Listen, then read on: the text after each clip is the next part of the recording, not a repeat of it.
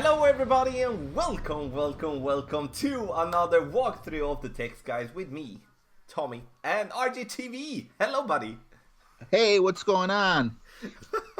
How how was the holidays for you? Or is? Uh, the holidays were nice. It's always good to spend time with the family. I had my daughter come in from Texas, which was really special for me. I got to spend time with my daughter that lives here with me and my son as well. So overall, I had a great time. How about you? Awesome to hear. Yeah, we had a blast. We as we didn't have Amelia on Christmas Eve, we celebrate Christmas Eve here in the normal part of the world and not Christmas Day. So we didn't have Amelia then, so we had a Christmas actually the 28th as well. So to give her some gifts, meeting Santa and stuff like that. But it was awesome. But now it's over with that, and we are in 2020, and it's the first tournament of the year. Are you looking? Are you looking strong? Are you looking for that? The time for the first banner, maybe ish. Definitely, that would be awesome.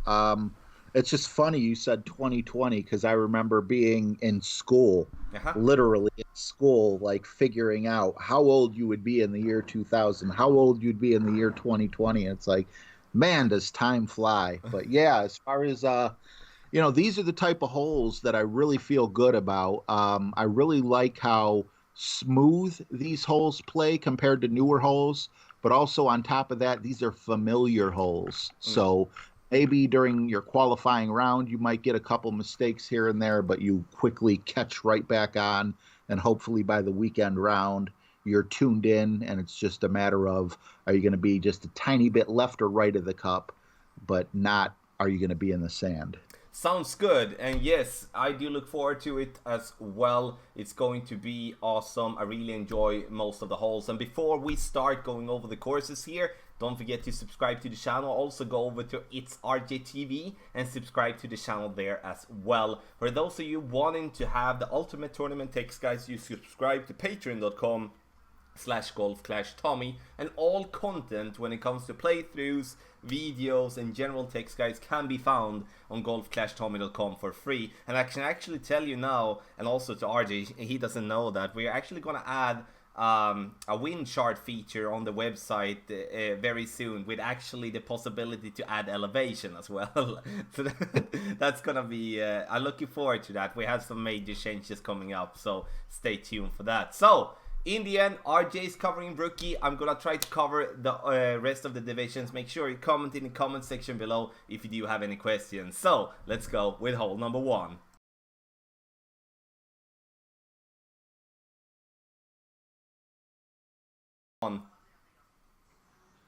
I like the white line here for rookies or anyone. With the white line, you can actually get on the green on your first shot, depending on the wind, of course. So I would bring an extra mile, a Titan, and I would go with full top spin and full right spin. 15% on your drive. Anything other than a headwind, though, you're going to have to play on the right hand side, as you're going to have trouble with your compressed ball guide and even just making the island. Yes, and from the second tee, pro and expert, we are going to have the same type of thing. If we do have a crosswind and a tailwind, we are, or a tailwind, or both of it combined, then we're gonna play white line, trying to do a double bounce over towards the green. It's going to be a way that it's going to work most of the times. It's going to be hard with a shot like that when you rely on actually 3 bounces to get the ball to green. That that you might sometimes get unlucky and get into the rough or into the sand by the green. But that shot is still way easier to get in the hole than trying to dial it in from distance going according to the black line on the right hand side. So 30, you do the same type of thing, crosswind and tailwind, and now you need to have at least some tailwind to be able to reach on the left hand side. Otherwise, we're going to have to play black line. And to just state as well, I personally believe that playing with a power 5 ball is going to be a very good thing to do here. Playing from second tee or third tee doesn't matter, but the the more overpower we use, the harder it's going to be to get any consistency getting the ball to green, or at least hitting the spot that we are aiming for. So playing with a ball with more power or like a more distance is going to help us go with less overpower and therefore make the shot easier if we're trying to go for green. 15% over adjustment playing the drive any route, doesn't really matter what route you're playing with. And if you lay up on the black line, the second shot is 5%. And one little addition, if you have to follow the black line, you might follow the black line because you don't even want to take a single risk going on the left side, even with tailwind, or you have headwind, which is going to be the normal route. If so, pack clubs with backspin, Saturn, Tsunami, Thorn, because the green is very, do you say skinny or thin, RJ, in that case? Both will work fine. Nice. So the green is very skinny, so then we need the backspin to be able to get the ball to actually attack the hole. Otherwise we will most likely just settle in for a birdie. So in the end, tough hole one here to get consistency on, but I do believe with a tailwind we will consider this one to the weekend round as a must eagle.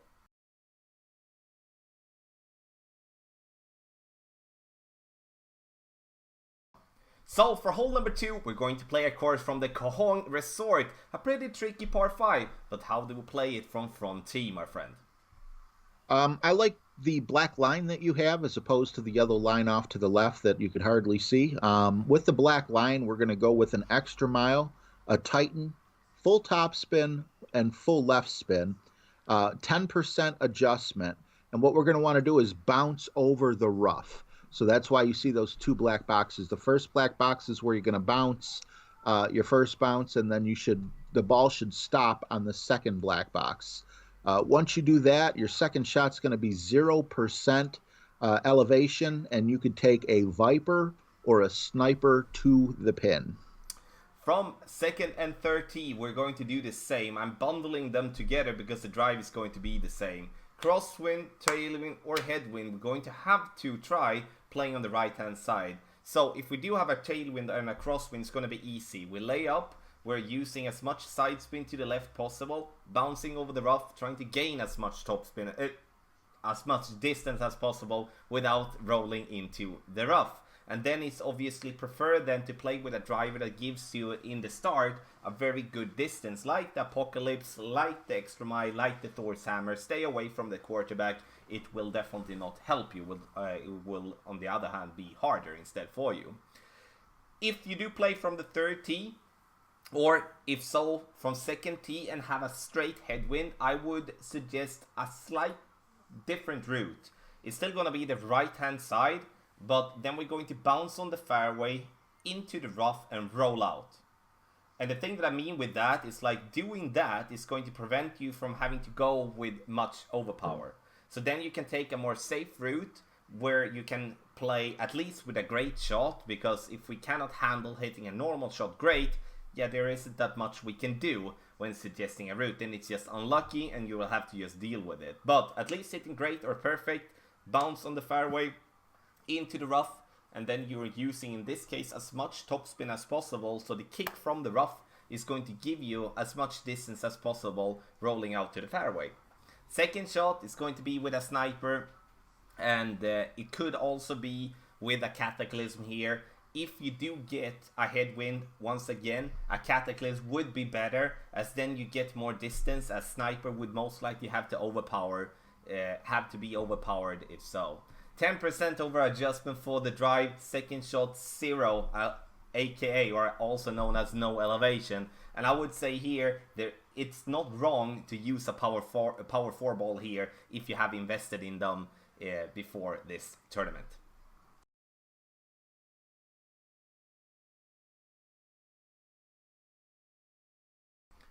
So for hole number 3, we see our first par 3, and also a course from Cajon Resort. So RJ, how do we play hole 3 from front tee? Well, the first thing you want to do is compensate for 20% elevation drop off.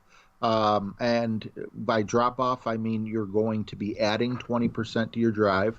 A Marlin or Navigator will be fine. If you're if you don't have a lot of balls, I would go with the Marlin for, your qualifying and your opening, and then go ahead and put the Navigator in for the weekend just to cut the wind down a bit more. A backbone would work perfectly fine.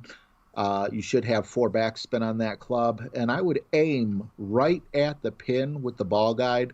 And the way you're going to adjust is you'll notice that there's a spot where if you land, I believe it's like going downhill, like on the side of a hill almost or whatever, that up by the black line, you'll get a flatter bounce. And, rather than, me and Tommy were talking before we went live, rather than mentioning rings because there's so many different clubs, look for that spot where your bounce kind of flattens out a little bit and goes directly towards the pin. And that's exactly how I would play hole 3 in rookie. Yes, from second tee, we're going to start by talking about we're going to play it from black line perspective here. And here, if we do have a tailwind or a crosswind, we do need 6.5 bar backspin, which means you cannot play that shot with a sniper if you're not having at least sniper 9 or sniper 10. So what do you do if you don't have sniper 9 or sniper 10? Then you choose the Guardian. And then I guess there is some Guardian lovers out there that love to hear me suggest that. But that is going to be the case if so, because Guardian does have the backspin, and that's the only thing we are looking for, which means that you can play even down with a Guardian level 1 to get the same type of, result in the end. And we look for that downhill spot there, which is going to make the ball guideline more flat, which is going to make the ball guideline stop sooner. If you do have a headwind on this course, playing for the pin that like just described, you're going to be able to play that with a sniper 8 as well, as you don't really need more than 4.5 bar backspin for that particular shot, where my sniper 7 or 6 would be a little bit too little, and then the Guardian is going to be applied again. Wind resistant ball if possible. Here I would strongly suggest with a strong wind here, especially in expert, to play maybe with a Wind 5, Wind 4 ball to reduce the wind a little bit, which obviously would make the shot a little bit easier to control. Master T, now we're most likely going to back up and play white line. We're going to play that with a wood club as well, playing with somewhere half a bar of backspin to 1 to 2 bars of topspin, bounce on the fairway over to the next fairway and roll towards the green. That's the way we played it last time with a very good result in the end. There is a rough bump as well in the center there, which could be interesting to look into in the tournament as well, but I will leave that for now, and we're just going to focus on the lines we do have on the guide here. 20% downhill from second tee and third tee as well, and then you're gonna be there, so hole 3 is gonna be very interesting.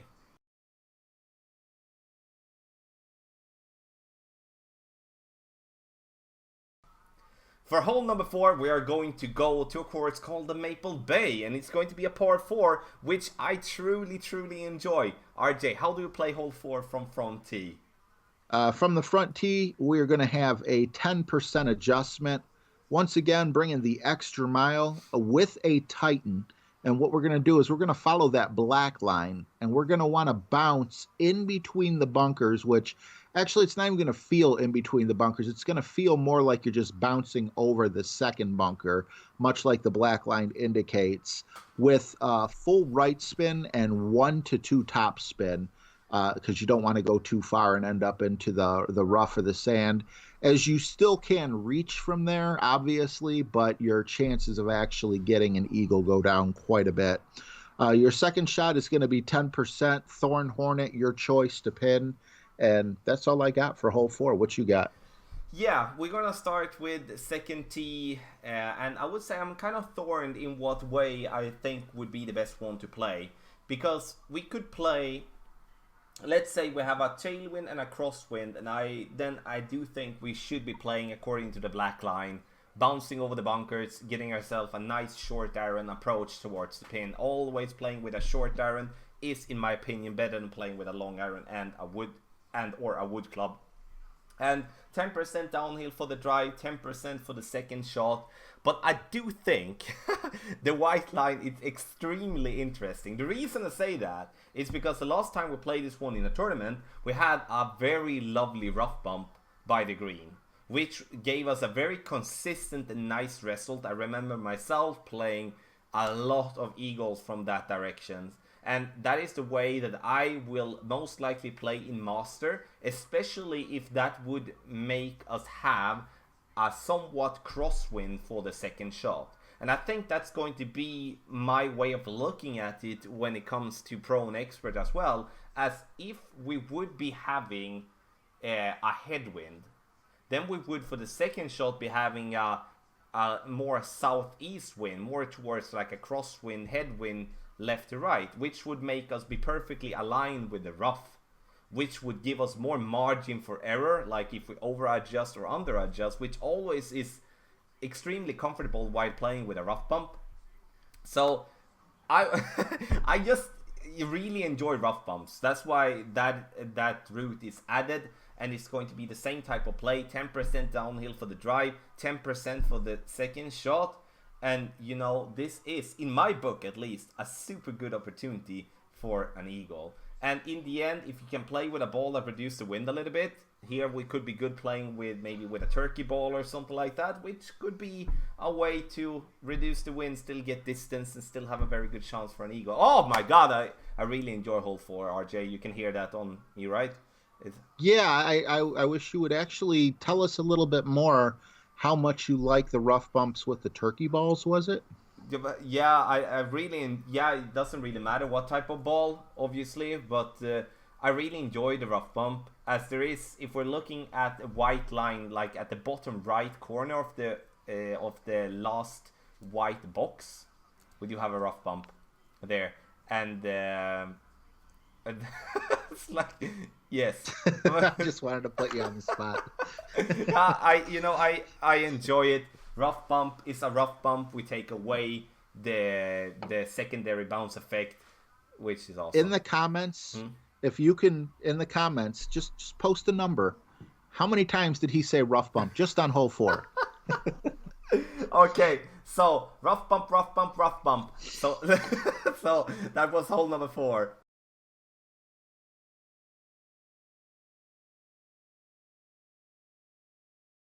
Hole number 5, in my opinion, this will be a course that will bring a lot of trouble for many due to the elevation adjustments. I'm very interested in hearing how do we play hole 5 from front tee. Hole 5 is pretty straightforward, but like you said, there is a 30% elevation change, and we are aiming in between the bunker and the rough, or you could also say the 2 bunkers, as you can see where the black box is. As long as you make your adjustment for your 30%, you should be fine. But yes, I do fear that there's going to be a few people that they'll forget about the 30% adjustment, or they'll adjust over compensate, under compensate, end up in the sand, and then, that just spells a par. So I would bring a backbone, because a backbone is a pretty accurate club for rookies. And aim right between those bunkers, about 3 backspin with full right spin, and a navigator to knock down the wind a little, because after all, if you have a lower wind, you're going to have less to take 30%, or to add 30% to. So with those simple, recommendations, I think you could be one of the people that possibly get the birdie on this hole. Yes, second tee, we play with a wood club here, and we're going to bounce on the fairway. Now there's only one line here, but I'm not against if you move yourself more to the right or you move yourself more to the left. It's down to personal preference, in my opinion. The thing that we're looking for here is a birdie. This will not be a consistent hole-in-one hole by any means, where we'll see more pars than we will see hole-in-ones, in my opinion, looking back at it, in a general way. There is a sand bump as well, which we should not rule out, which I personally will look into. But as always with sand bumps, it's very tough to get any consistency with that. It's not that a sand bump is a rough bump. They're two completely different ways to play them. Third tee, we are going to play with either a wood club if we do have a crosswind or a tailwind, or we play with a driver if we do have headwind. I would say a wind 5 ball here in Master is an absolute must to at least get yourself a shot for the hole-in-one. Sure, if you're playing for a birdie, a regular power 3 ball will be okay. That's the same in expert, and you hear me talk more about that nowadays with the special balls, because people do have special balls, and don't be afraid of using a win 5 ball or a win 4 ball here on hole number 5. 35% extra from second and third tee, so it's 5% extra than what we have from front tee, and all of those elevation adjustments that we are talking about, you can find them for free on golf-tommy.com.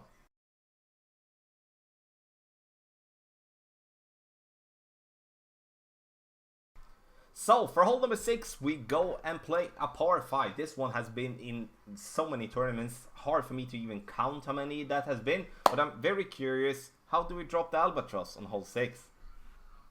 Well, one way I like to play this hole, although I don't have very many albatrosses to speak of, is on the right side or the black line with our driver of choice for 99% of the holes, the extra mile. I would bring a quasar as well, as you're going to want at least side spin too. Go full left spin with that quasar, 4 to 5 top spin, just enough basically to make sure that you bounce over. You want your second bounce to land on the fairway right next to the rough, not too close. And keep in mind, if there is a headwind or a tailwind, you're going to be dealing with either an extended or a compacted ball guide. So just keep that in mind so you don't roll into the rough up top, or so you don't accidentally hit the rough at the bottom. If you can get your ball up towards the top of the second green where that box is, you'll have an excellent opportunity at a Goliath rough bump, which I really like because there is a 0% adjustment on that rough bump. So I feel like this is one where you could really get, you definitely have a good opportunity at the albatross. And if you are afraid of the rough bumps, maybe you're playing rookie with lower level clubs, maybe you've just been burned in the past by a rough bump, you can also follow the second black box where it meets with the white line and bounce over with full right spin, maybe a little bit of curl, and just go for your eagle putt, whatever's safer for you. Yes, second tee, we are going to play with our normal driver, and we're going to play black line with all type of wind. The only thing that's going to be a difference compared to rookie is if we do have a headwind, we're going to have to go with a decent amount of overpower, but at the same time, going with that overpower is needed to get ourselves over the rough, and getting over the rough gives us a very good opportunity for the albatross, because as RJ said, that Goliath rough bump or B52 rough bump or even a sniper rough bump, for those of you might not reaching that far, that is going to be an extremely good opportunity to get an albatross there from distance. So use as much left spin as possible. In a tailwind, you're gonna be fine with 3 to 4 bars top spin. In a crosswind, we go with 5, and in a headwind, we go with as much top spin that we possibly can on our club to get over there to, compensate for the compressed ball guideline in headwind, but also, when you have a tailwind, that's why we have less top spin in tailwind than we do have in headwind. The same thing from third tee. The thing that do change there is that with a crosswind, then you do need to go with a slight amount of overpower. It's only when you do have more tailwind than you do have crosswind as you then can survive without having to go with any overpower. And I do think you could be as crazy to actually go maybe with a turkey ball here as well, or at least with a ball that reduces the wind a decent amount, playing from the third tee, and that's going to be extremely good for you, especially going for that rough bump there from distance. If we have a headwind, for the dry complete headwind in our face from master tee, or just like a minor headwind and not being able to reach over, we play left hand side, bouncing over the bunker, and then we are just gonna bounce ourselves to the green and staying away from the rough bump. Second shot, no elevation whatsoever, rough bump opportunity there, super good, and the drive is going to be 10% downhill. So good chance here in hole 6.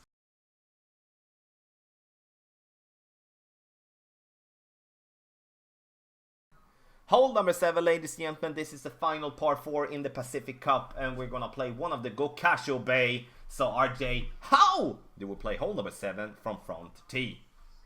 For rookies, this is a really tough hole. But Tommy and I were talking before we started recording, and it is not an error that he has that white box where he does. If we have a tailwind and you have a power three ball, if you're not afraid to overpower your shot, you can just totally bypass that little peninsula below the sand trap, below the white box. And excuse me, that could make life a lot easier.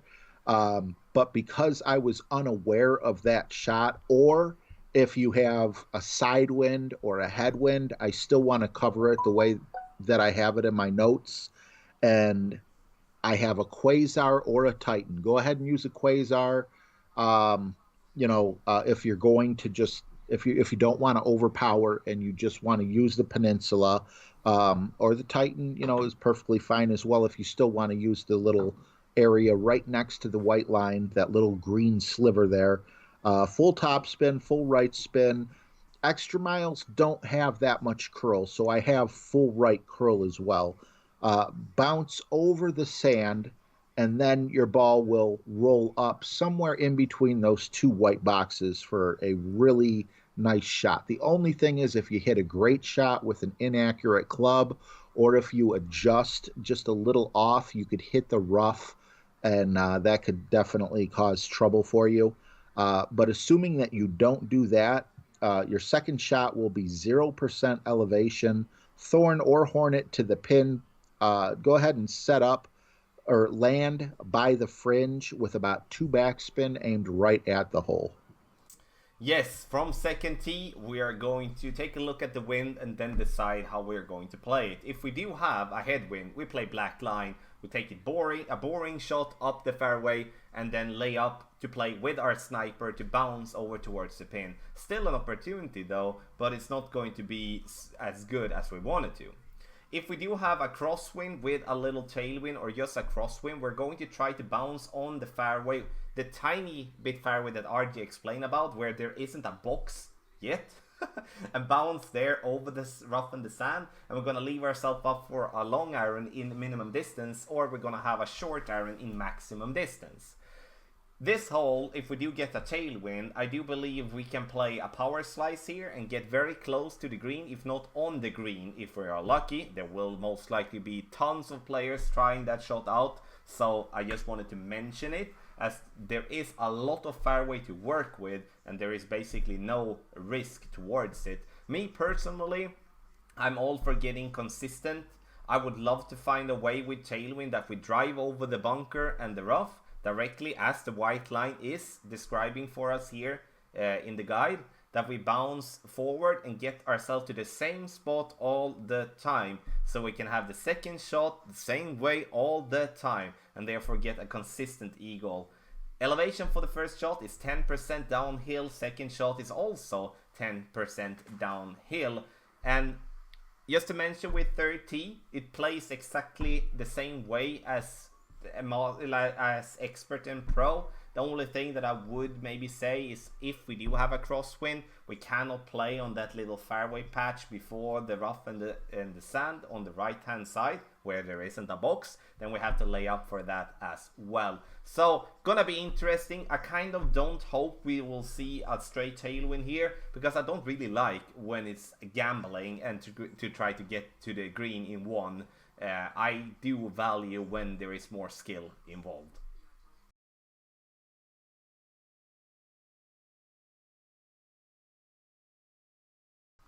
Hole number 8, the final par 3 in this tournament, and we're going to play a pretty weird one. I remember when I saw this the first time, I was like, whoa, what to do now? So RJ, how do we attack hole number 8? One way to attack a weird hole is to make it even weirder with white boxes and black boxes and lines to make it look like a smiley face that I would have never seen before. I love this hole because it looks like it's smiling back at you. For rookies, 10% is the elevation. I would go with a Viper, or better yet, a Sniper if you have level 4 or higher Sniper. A Marlin ball will do, but once again, if you're not afraid to spend a navigator, knock down that wind just a little bit. The reason why a sniper will work is because we're only going to be using 1 to 2 top spin. The way we're going to set up, we want our second bounce on the green just past the fringe. And I think we can dial it in and possibly get some hole in ones, but at the very least, make sure that we have an easy putt. Yes, and here, everyone, we are going to play this one, either the rough bump according to the white line or black line. Kind of obvious now when I said as I did, but there is a possible rough bump with the quarterback or the rock from the second tee, which is very lovely. Hard though to get a consistency on it, and it also depends on what type of wind we're gonna have, if it's going to be possible to stay with our adjustment in the rough. But if we're gonna play the rough bump, we need to play with a club that gives us a good accuracy and a good ball guideline, because it is a little risky shot. If we don't feel comfortable with that, we go back and we play with a sniper, bounce ourselves up towards the pin and take advantage over the ball guideline that we're having. And if we're gonna play according to the black line, we play 10% over adjustment. Playing white line, we play 0. 30, we're going to play black line in, I would say, in almost all cases with wind. And I know there might be a rough bump in from 30 as well, but the wind there is going to be generally so strong that it's going to be hard to get that one in the consistent way that we want to.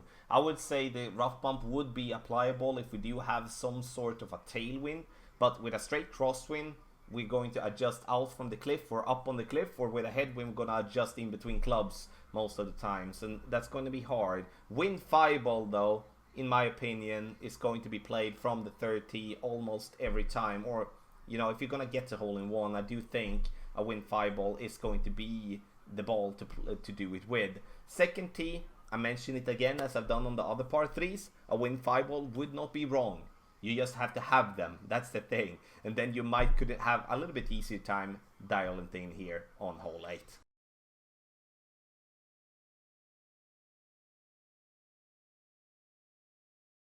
Hole number 9, the final hole in the Pacific Cup. Very interesting one. There is a chance for an albatross, but it's going to be hard to get it. RJ, how do we play hole 9 from front tee? Well, right off the bat, we got 0 elevation, so very flat. That's nice. Extra mile with a Titan on the left side is the way to go. Normally, we bounce over, and we want to stay on that smaller pad where the second black box is, and that's what we want to do here. The only difference is, instead of it being the second, I'm sorry, your original bounce, and then you bounce over, it's going to actually be your second to third bounce. So you are going to need a decent amount of top spin. I do believe you will still be okay if you clip the rough and roll out, but obviously you still want to try to not do that, because sometimes you don't actually roll out, you just stick there. Your second shot is only 10% elevation as well. I have the big dog, and I would go with 2 to 4 top spin with full left spin. We're going to jump over the rough to the pin. Now, notice where Tommy has his third black box. We're going to be playing like in that little area that's carved out of green, as opposed to over there by the white box. And a lot of people are going to think, okay, well, I'll go white box because it's a little further up. But actually, by playing it where he has his box, it gives us a straighter shot to the pin.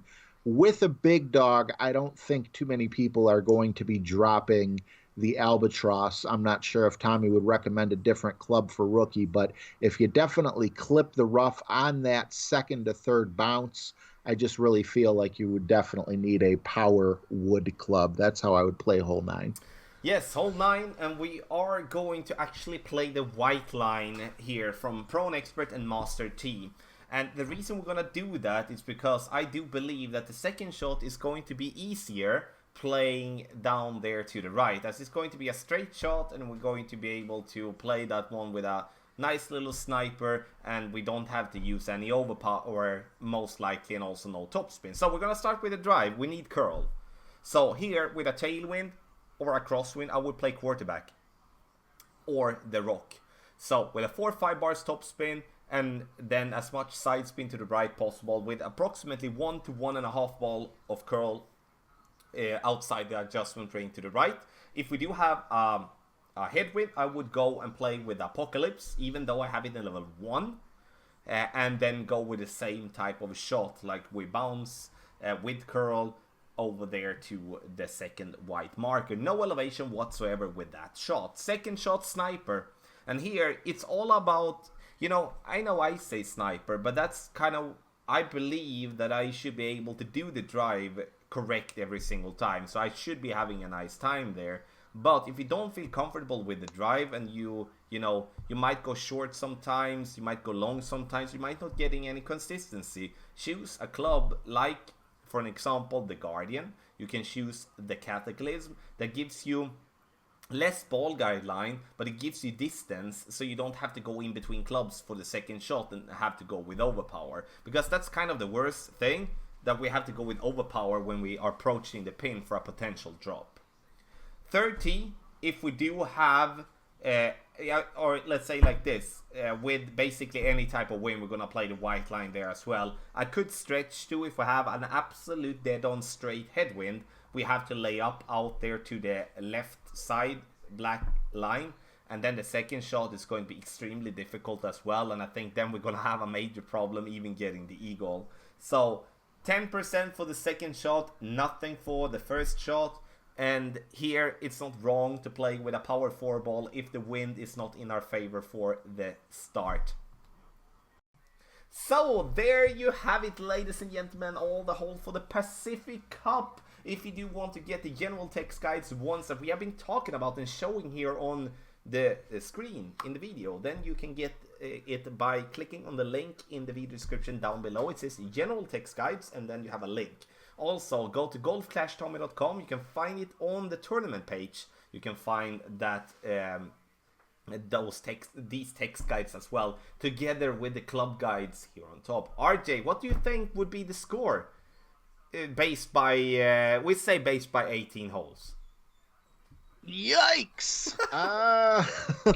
That was laid on me there. Well, the one shot, I mean, if we're going to be going with dropping all the shots that you pretty much need to drop to try to get yourself a banner, I'm going to take a rough guess here of, let's see, 12, 13, 14.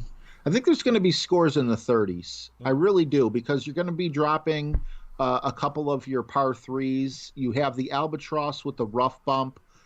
Which when I really look at that shot, I'm surprised it's not a par 4. So yeah, I don't think it's going to be like ridiculous like it was a few tournaments ago where there was I know there was a few minus 39s. I'm sure there was a minus 40 I just didn't see.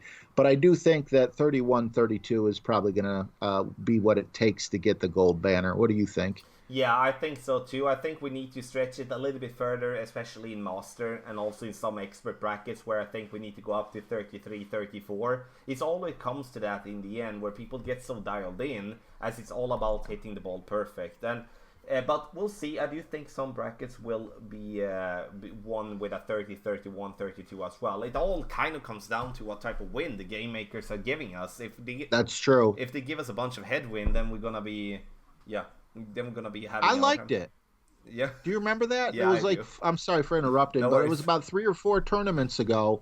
They gave us some really hard wins, and the scores went way down, and it was something different. It was something new, and it was a battle, and that's what I really liked about it. But you know what? There's also shots to take into consideration, like you were mentioning before, where if you have to lay up or if you have to take a certain route, it kind of makes certain shots boring. Everyone wants to do that full overpower with the berserker or the power hook slice as well. So, you got to find like a happy medium. That's true. I totally agree. Everyone, thank you so much once again for watching. Please make sure that you do comment if you do have any questions, and also let us know what do you think will be the winning score in the division that you are playing. And I will see you on stream. And wait, before we go, RJ, time. When do you stream? When do you stream? It's not holidays anymore. So right. Yeah. Well, Mondays I always have an appointment, so it'll probably be around 9 p.m. And then all the other days of the week I try to hop on around 7:30. And How about you? we're talking Eastern Standard Time then, New right? York time, New whatever. York Yeah, time. whatever time it is in New York. But yeah, you're going to be on in just a few hours, aren't you? Yeah, it's going to be directly when the tournament starts. So that's gonna be when we're making this video. It's gonna be in 10 hours and 38 minutes. I need to get my butt to bed to be really correct with the language. So, in the end, everybody, thank you so much and good luck in the tournament.